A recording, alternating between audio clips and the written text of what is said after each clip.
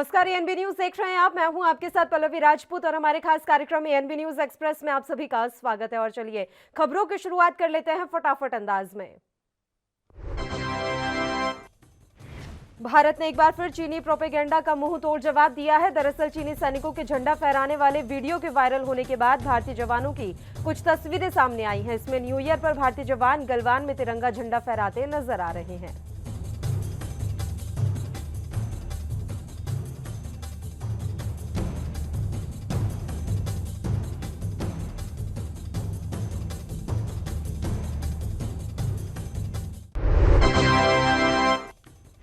प्रधानमंत्री नरेंद्र मोदी ने अगरतला में महाराजा वीर विक्रम हवाई अड्डे के नए एकीकृत टर्मिनल भवन का उद्घाटन किया। इस दौरान उन्होंने कहा कि साल की शुरुआत में ही त्रिपुरा को मां त्रिपुर सुंदरी के आशीर्वाद से 3 उपहार मिल रहे हैं। पहला उपहार कनेक्टिविटी का, दूसरा उपहार मिशन 100 विद्या ज्योति स्कूल का और तीसरा उपहार त्रिपुरा ग्राम समृद्धि योजना का।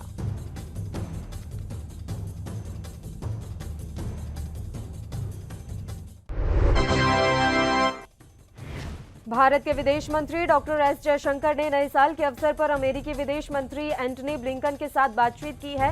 विदेश मंत्री डॉक्टर एस जयशंकर का कहना है कि अमेरिकी विदेश मंत्री से वर्तमान द्विपक्षीय मुद्दों, इंडो पैसिफिक और वैश्विक मामलों को लेकर चर्चा की गई है।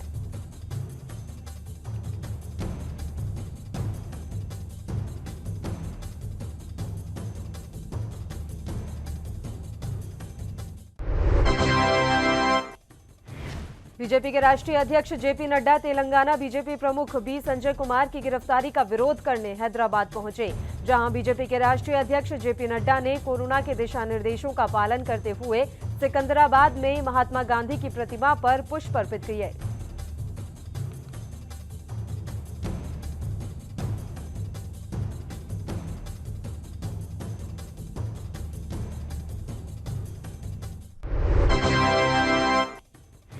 केंद्रीय परिवहन मंत्री नितिन गडकरी ने गुरुवार को उत्तराखंड के खटीमा में बीजेपी की विजय संकल्प यात्रा की समापन रैली में हिस्सा लिया।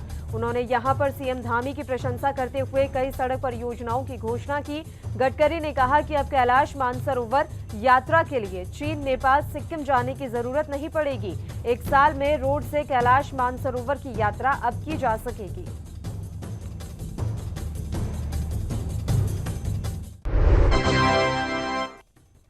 सहारनपुर में 112 विकास परियोजनाओं का लोकार्पण करते हुए यूपी के सीएम योगी आदित्यनाथ ने कहा, मैं 5 साल में सहारनपुर की दर्जनों यात्रा कर चुका हूं।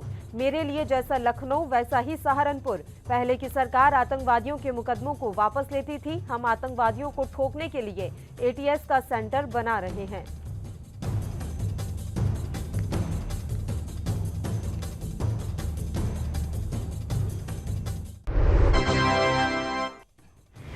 सपा प्रमुख अखिलेश यादव के बयान पर बोलते हुए कैलाश विजयवर्गीय ने कहा कि पता नहीं उनके सपने में कृष्ण भगवान कैसे आ रहे हैं और सपने में कौन आ रहा होगा। इसके डर से ही लोग विक्षिप्त होकर बयान दे रहे हैं। जनता उन्हें समझ चुकी है कि किस तरह से उन्होंने राम भक्तों पर गोलियां चलवाई थी और राम मंदिर का विरोध किया था।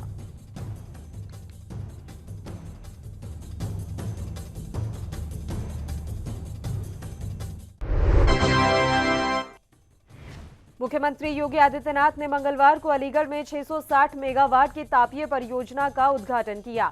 कासिमपुर में 6000 करोड़ रुपए की लागत से परियोजना का निर्माण किया गया है। इस दौरान सीएम ने बटन दबाकर यूनिट का लोकार्पण किया।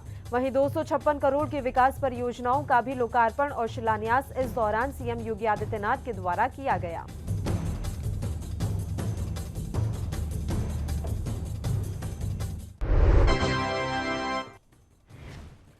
उत्तर प्रदेश सरकार में मंत्री मोहसिन रजा ने अखिलेश यादव पर निशाना साधा है। मोहसिन रजा ने कहा कि आप बिजली तो दे नहीं पाते थे, तो फ्री और पैसे की बात कहां से आ रही है। आपने अपने समय में सिर्फ 4 जनपदों में बिजली दी थी, तो इसलिए ये फ्री बिजली का बस छलावा यहां पर किया जा रहा है।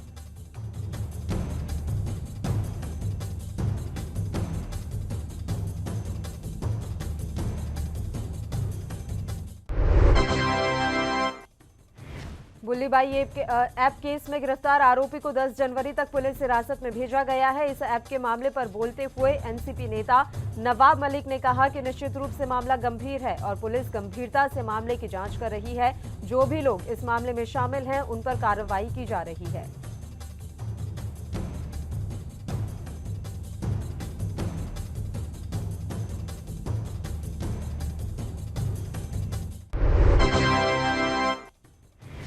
दिल्ली में कोविड-19 के बढ़ते मामलों के मद्देनजर वीकेंड कर्फ्यू लागू करने का ऐलान किया गया है। आवश्यक सेवाओं के अलावा सभी सरकारी अधिकारी घर से काम करेंगे। दिल्ली के डिप्टी सीएम मनीष सिसोदिया ने प्रेस कॉन्फ्रेंस में कहा कि बस और मेट्रो अपनी पूरी कैपेसिटी के साथ चलेंगी।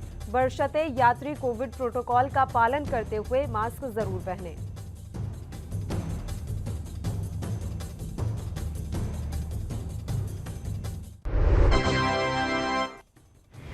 मुंबई की मेयर किशोरी पेडनेकर ने मंगलवार को कहा कि अगर दैनिक कोविड-19 के मामले 20,000 का आंकड़ा पार करते हैं तो शहर में लॉकडाउन लागू कर दिया जाएगा। मेयर पेडनेकर ने कहा कि शहर के सभी स्कूल कोविड के मामलों में उछाल को देखते हुए बंद कर दिए गए हैं और छात्र ऑनलाइन कक्षाएं ले रहे हैं।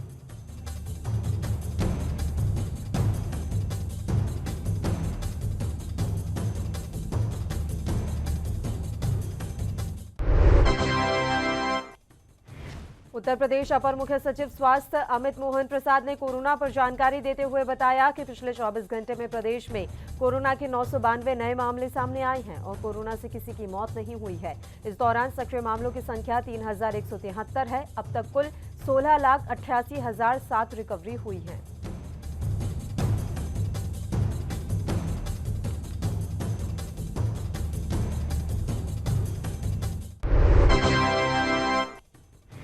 कोविड-19 और ओमिक्रॉन के बढ़ते मामलों के बीच राजस्थान के स्वास्थ्य मंत्री परसादी लाल मीणा ने कहा कि प्रदेश में 31 जनवरी तक सभी का वैक्सीनेशन पूरा हो जाएगा और 15 से 18 आयु वर्ष के लोगों का वैक्सीनेशन तेजी से किया जा रहा है, वो भी जल्द ही पूरा हो जाएगा।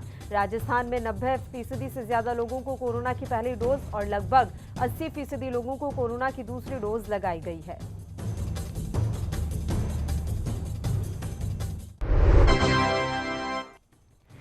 हरियाणा के स्वास्थ्य और गृह मंत्री अनिल विज ने प्रेस कॉन्फ्रेंस कर कोरोना वैक्सीनेशन की जानकारी दी। इस दौरान विज ने कहा कि हमारा प्रयास है कि 10 जनवरी से पहले बच्चों के वैक्सीनेशन का काम पूरा हो जाए।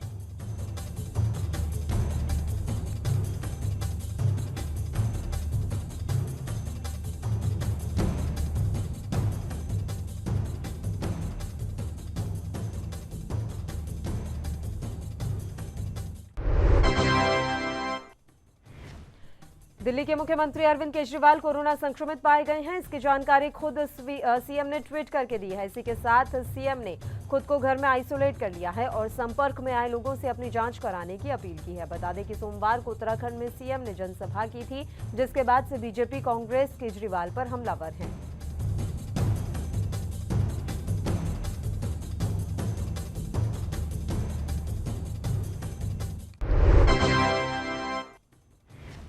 मुख्यमंत्री अरविंद केजरीवाल के बाद अब बीजेपी सांसद मनोज तिवारी भी एक बार फिर से कोरोना संक्रमित पाए गए हैं। बीजेपी नेता ने मंगलवार को खुद ये जानकारी दी। बता दें कि यह दूसरी बार है जब मनोज तिवारी कोरोना से संक्रमित हुए हैं।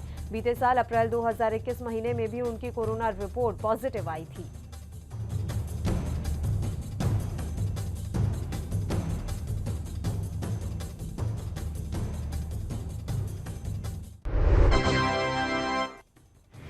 पूर्व बीजेपी सांसद और टीएमसी नेता बाबुल सुप्रियो एक बार फिर से कोरोना संक्रमित हो गए हैं। उन्होंने इसकी जानकारी ट्वीट करके दी है। ट्विटर के माध्यम से उन्होंने बताया उनकी पत्नी, पिता और कई स्टाफ के लोग भी कोरोना संक्रमित हैं। इसके बाद उन्होंने एक और ट्वीट किया कि वह तीसरी बार कोरोना से संक्रमित पाए गए हैं।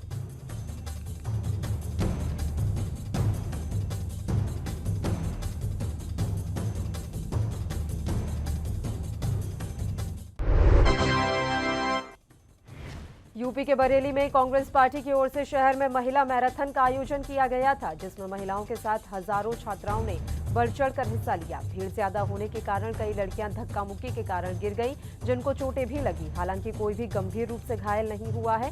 कांग्रेस के राष्ट्रीय महासचिव प्रियंका गांधी की ओर से दिए गए नारे मैं लड़की हूं, लड़ सकती हूं के तहत कार्यक्रम का आयोजन किया गया था।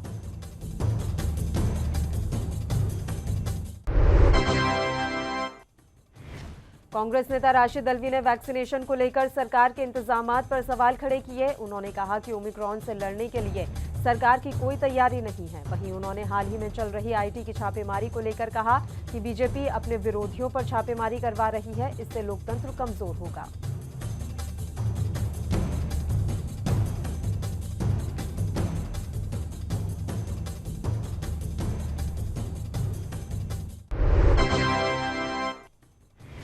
मध्य प्रदेश 15 से 18 साल के बच्चों के टीकाकरण में सभी राज्यों से आगे है। ये जानकारी मुख्यमंत्री शिवराज सिंह चौहान ने कैबिनेट बैठक से पहले मंत्रियों को संबोधित करते हुए दी। साथ ही उन्होंने कहा कि सभी मंत्री गृह और प्रभार के जिलों में बच्चों के टीकाकरण के काम का जायजा लें। इसे हमें और भी गति अभी देना है।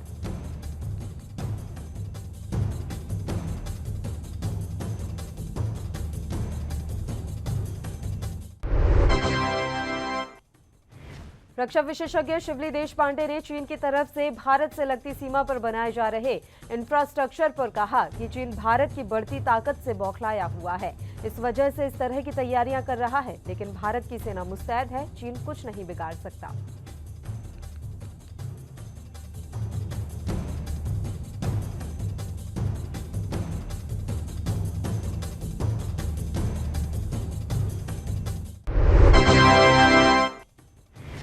दक्षिण कश्मीर के जिला कुलगाम में सुरक्षा बलों और आतंकवादियों के बीच जारी मुठभेड़ में 2 आतंकी मारे गए हैं।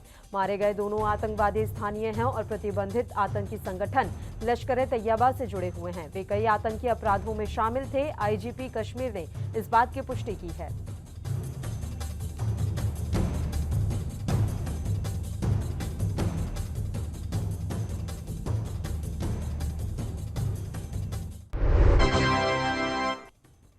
नए साल की पहली बर्फबारी से हिमाचल प्रदेश के ऊंचाई वाले भागों ने सफेद चादर ओढ़ ली है। मौसम विभाग के अलर्ट के बीच अगले 48 घंटों में लाहौल स्पीति, कुल्लू, शिमला समेत ऊंचाई वाले इलाकों में बारिश और बर्फबारी की संभावना है। इस दौरान क्षेत्र में तापमान भी 0 से नीचे दर्ज किया गया। मौसम विभाग ने बर्फबारी के लिए येलो अलर्ट जारी किया है।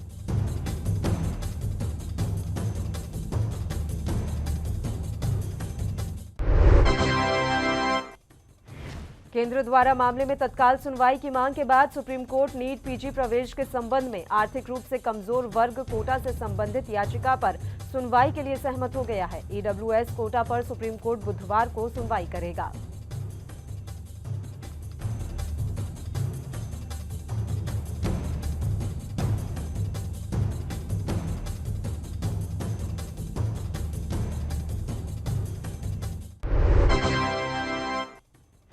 बिहार के भागलपुर नवगछिया एसडीओ यतीन्द्र कुमार पाल और एसडीपीओ दिलीप कुमार ने पुलिस बल के साथ बाजार में मास्क के लिए लोगों को जागरूक करने के लिए अभियान चलाया। मास्क नहीं पहनने वालों से फाइन भी वसूला गया। 26 लोगों से 1300 रुपए जुर्माना आज वसूला गया है।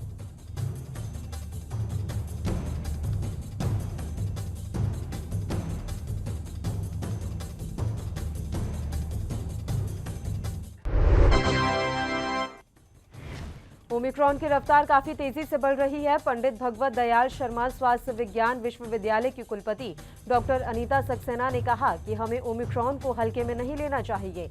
उन्होंने कहा कि जहां तक हो सके भीड़ में जाने से बचें। सक्सेना ने कहा पीजीआईएमएस में अभी 3000 टेस्ट प्रतिदिन हो रहे हैं।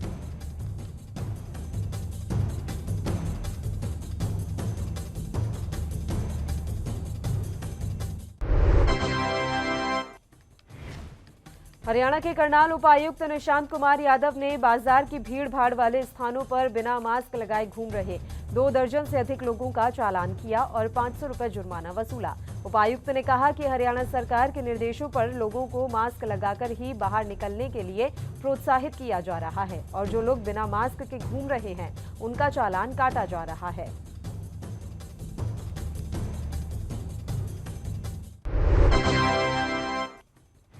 बढ़ते कोरोना के केसों को देखते हुए हरियाणा सरकार ने सरकारी और निजी संस्थानों को बंद करने के आदेश जारी कर दिए हैं, लेकिन घरौंडा के एक कोचिंग सेंटर में कोरोना नियमों की धज्जियां उड़ाई जा रही थी।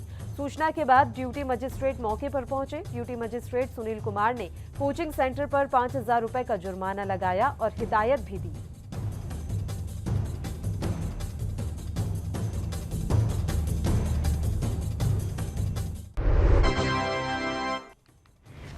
भारतीय जनता पार्टी के हरियाणा प्रदेश अध्यक्ष ओम प्रकाश धनखड़ ने कहा कि आजादी के अमृत महोत्सव के दौरान पूरे प्रदेश में अलग अलग तरह के कार्यक्रम किए जाएंगे। ऐसे स्वतंत्रता सेनानियों को लोगों के सामने लाया जाएगा जो छिपाए गए थे। 23 जनवरी को नेताजी सुभाष चंद्र बोस की 125वीं जयंती पर प्रदेश भर की हर पंचायत और हर वार्ड में कार्यक्रम आयोजित होंगे। बुलेटिन में फिलहाल वक्त हो चला है एक छोटे से ब्रेक का। बने रहिए हमारे साथ।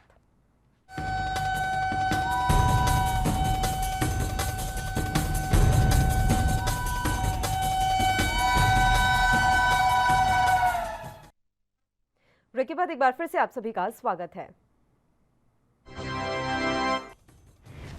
यूपी के महोबा में समाजवादी पार्टी ने जिला सम्मेलन कार्यक्रम आयोजित किया, जिसमें मुख्य अतिथि मुलायम सिंह यादव के बेहद करीबी जगजीवन प्रसाद साहू पहुंचे, जहां उन्होंने समाज से सपा के समर्थन में जुट जाने की अपील करते हुए बीजेपी पर जमकर कटाक्ष किया। उन्होंने कहा, अखिलेश यादव के कामों का उद्घाटन बीजेपी सरकार कर रही है।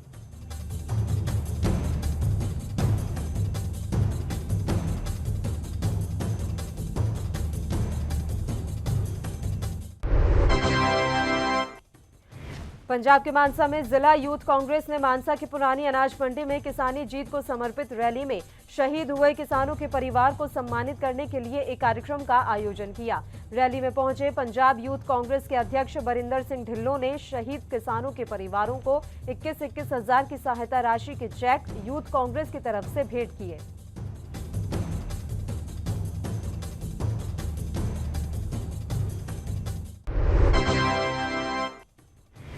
हरियाणा के स्वास्थ्य मंत्री अनिल विज ने पत्रकारों से बात करते हुए बताया कि प्रदेश में 15 से 18 आयु वर्ग के बच्चों को कोरोना वैक्सीन लगाने के कार्यक्रम को लेकर बच्चों और उनके अभिभावकों में काफी उत्साह है। अभिभावक अपने बच्चों को वैक्सीनेशन के लिए लेकर आ रहे हैं। उन्होंने बताया कि अभी तक 96,000 बच्चों का टीकाकरण हो चुका है।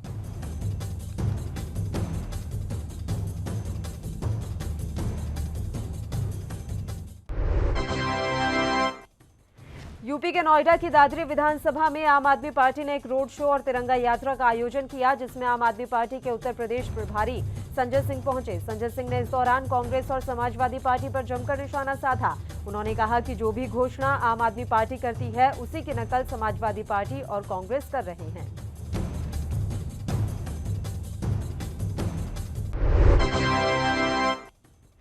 यूपी के संभल में वैक्सीन लगवाने के बाद एक बच्चे की हालत बिगड़ गई। वैक्सीन लगवाने के बाद बच्ची बेहोश हो गई। उसे सीने में तेज दर्द की शिकायत भी हुई, जिसके बाद बच्ची को जिला अस्पताल में भर्ती किया गया। वहीं डॉक्टरों का कहना है कि लड़की की हालत सामान्य है, सीने में दर्द बता रही है, जिसका परीक्षण चल रहा है।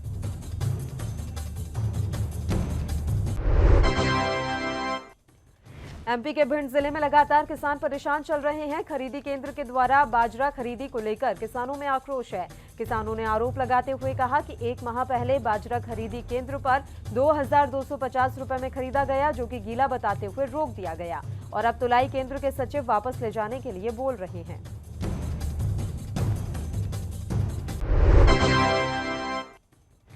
बिहार के भागलपुर में डॉक्टर भीमराव अंबेडकर अनुसूचित जाति आवासीय विद्यालय कंपनी बाग के छात्र अपनी मूलभूत सुविधाओं की मांग को लेकर जोरदार प्रदर्शन करते दिखे। छात्रों ने कहा कि उन्हें पीने का साफ पानी नहीं मिल रहा है, ना ही खाने की कोई सुविधा है, समय पर परीक्षा तक नहीं ली जाती और सौतेला व्यवहार किया जाता है।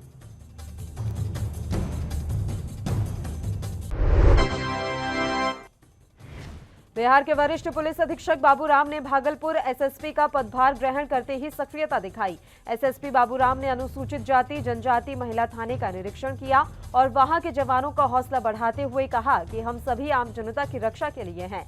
शस्त्रागार के अधिकारी को निर्देश दिए गए कि सभी व्यवस्थाओं को ठीक करें।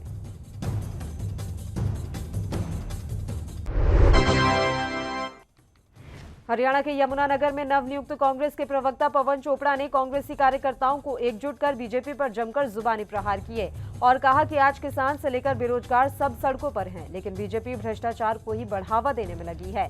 अब बीजेपी की जनविरोधी नीतियों को कांग्रेस उजागर कर लोगों को जागरूक करने का काम करेगी।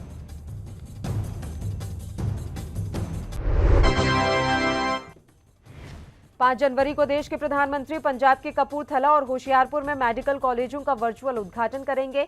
कपूरथला में बनने वाला मेडिकल कॉलेज को लेकर स्थानीय निवासी काफी खुश हैं। स्थानीय लोगों का कहना है कि इससे कपूरथला जिला देश के मानचित्र पर चमकेगा। वहीं दूसरी तरफ इससे स्थानीय लोगों को इलाज की सुविधा भी मिलेगी।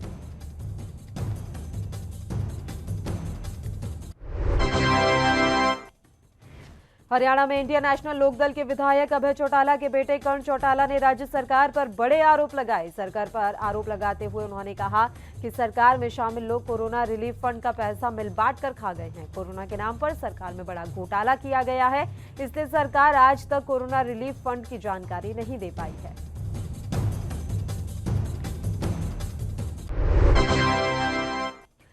सप्ताह के दूसरे कारोबारी दिन भी शेयर बाजार में पहले दिन की तरह ही कारोबार तेजी के साथ हुआ। हरे निशान पर खुलने के बाद सेंसेक्स और निफ्टी ने बढ़त के साथ कारोबार किया। अंत में बीएसई का 30 शेयरों वाला सेंसेक्स 672 अंक चढ़कर 59,856 के स्तर पर बंद हुआ, जबकि एनएसई का निफ्टी 180 अंक की तेजी के साथ 17,805 के स्तर पर बंद हुआ।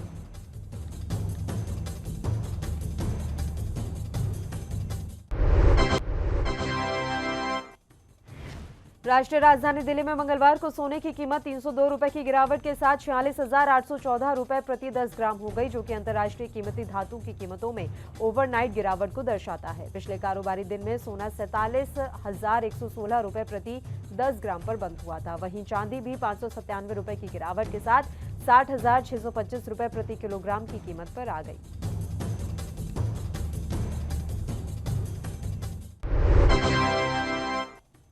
एक रिपोर्ट के मुताबिक सोने के आयात में देश ने 10 साल पुराना रिकॉर्ड तोड़ दिया है। भारत ने 1050 टन सोने का आयात किया, जिस पर कुल 55 अरब डॉलर खर्च किए गए। 2021 में सोने के आयात का यह आंकड़ा इससे पिछले वर्ष के मुकाबले दोगुना, जबकि वर्ष 2011 के बाद सबसे ज्यादा है।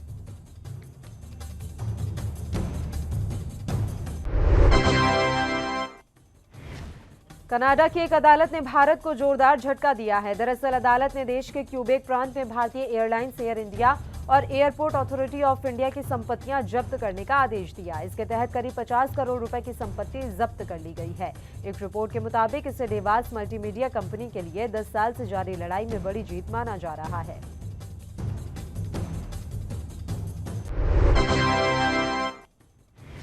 मुंबई की स्थानीय अदालत ने कंगना रनौत के खिलाफ गैर जमानती वारंट जारी करने की मांग खारिज कर दी है। जावेद अख्तर ने कोर्ट में एक याचिका दायर कर अभिनेत्री के खिलाफ आपराधिक मानहानि मामले में गैर जमानती वारंट जारी करने का अनुरोध किया था।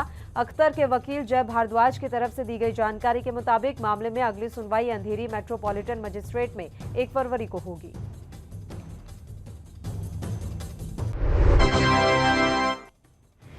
बॉलीवुड एक्ट्रेस मौनी रॉय अपने हॉट एंड बोल्ड लुक को लेकर काफी चर्चा में रहती हैं। अभिनेत्री अक्सर सोशल मीडिया पर अपने फोटोज वीडियो शेयर करती रहती हैं। इसी बीच उनकी तस्वीरें सोशल मीडिया पर वायरल हो रही हैं। गोवा में न्यू ईयर सेलिब्रेशन की इन तस्वीरों को मौनी रॉय ने अपने आधिकारिक इंस्टाग्राम पर शेयर किया है, जिसमें वो दिलकश अंदाज में नजर आ रही हैं।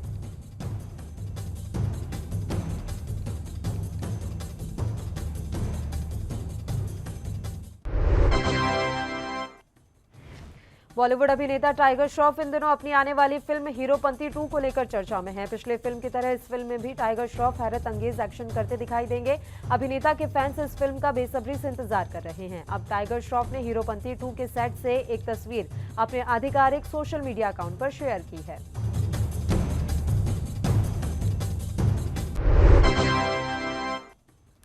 टेलीविजन एक्ट्रेस सुमोना चक्रवर्ती कोरोना संक्रमित पाई गई हैं। उन्होंने इस बात की जानकारी अपने इंस्टाग्राम पोस्ट के जरिए दी। सुमोना चक्रवर्ती ने इंस्टाग्राम स्टोरीज में लिखा, मैं मध्यम लक्षणों के साथ कोविड पॉजिटिव हो गई हूं, घर पर क्वारंटीन हूं। पिछले हफ्ते से मेरे संपर्क में आने वाले सभी लोगों से निवेदन करूंगी कि कृपया अपना टेस्ट करवाएं।